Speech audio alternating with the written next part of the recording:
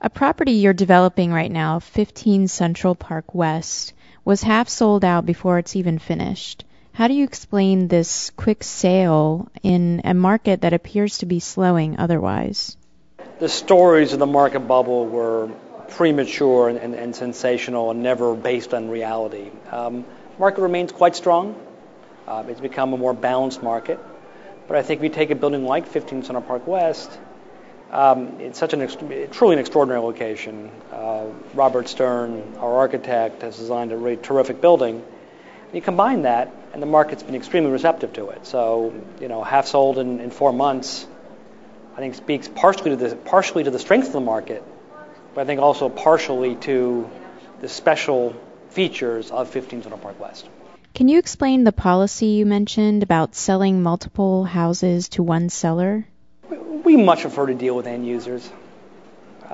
Speculators, investors tend to be in for the short term. They tend to flip upon a building's completion. So if you do have inventory remaining, they're competing against you. So you really haven't accomplished very much. We're just not interested in speculators. We're not interested in selling more than one unit to one person. And we just assume keep the inventory risk for ourselves. Is that a way of protecting buyers from overinflated prices? I certainly think users are better served by that policy because you're not going to have a new building suddenly with half the units on the market upon completion, perhaps driving the price down.